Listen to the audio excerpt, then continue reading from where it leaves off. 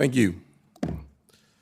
I was talking in my opening opening comments about the fact that the impact of inflation has driven the cost of construction to highest levels we've seen in the shortest period of time. I think about the Inflation Reduction Act that some continue to celebrate as somehow mitigating the impact on our country of inflation. Still, to me, a bit backwards.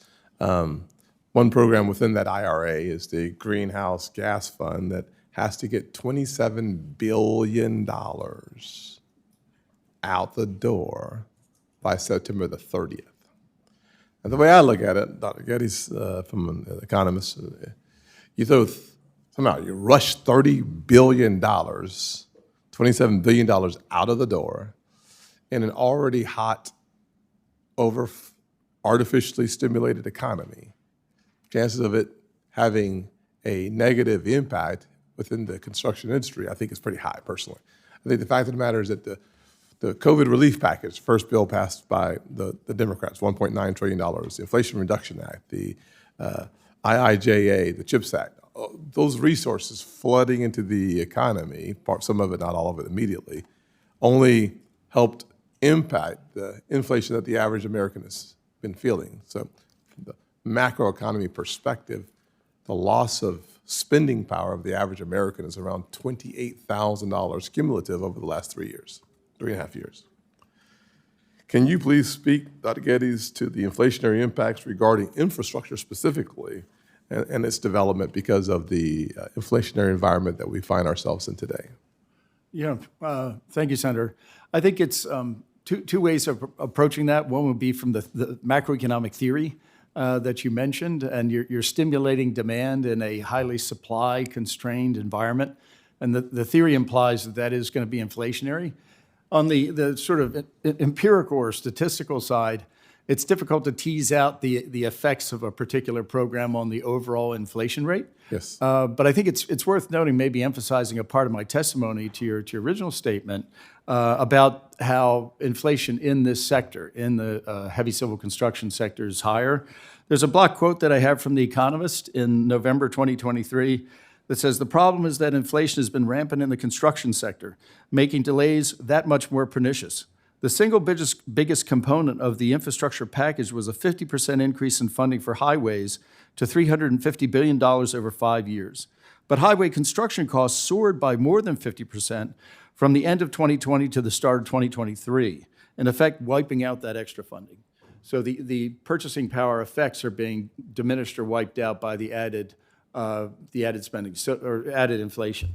I added some more up-to-date numbers on concrete costs and so forth, and it's still higher than the Consumer Price Index. I'll ask you a question about NEPA, but before I go there, I want to once again highlight programs that the government continues to provide resources for, but they never actually spend the resources that they provide.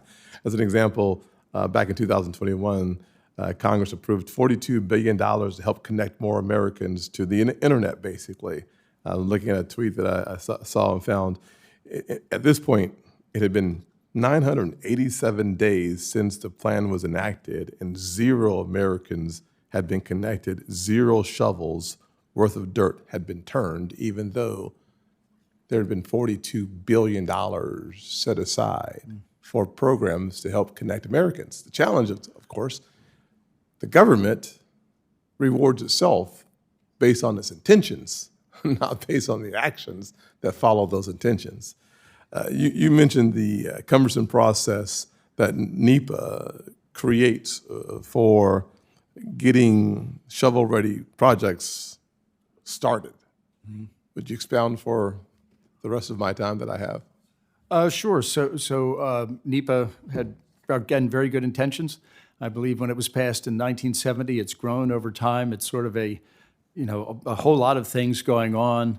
A web of confusion. In NEPA, it's grown administratively, and it's now become an extremely serious barrier to rapid project delivery. We're seeing that kind of in green projects where there's environmental groups that would like those projects to get out quickly, but then they sort of run headlong into this cumbersome NEPA process. And I think it's time for reform. I should probably highlight this study that I have here that came out in the past few weeks by one of my heroes, Bob Poole at the Reason Foundation, surveyed other countries and how they do their NEPA processes. Just to highlight, we don't have time, but I could go across countries.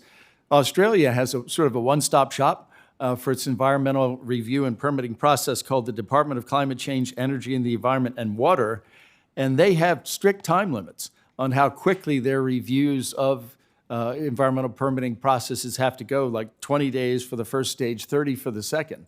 So it is really a time-constrained process that still respects the desire to preserve the environment, as Australians do, but it doesn't have to be as long as it is in the United States.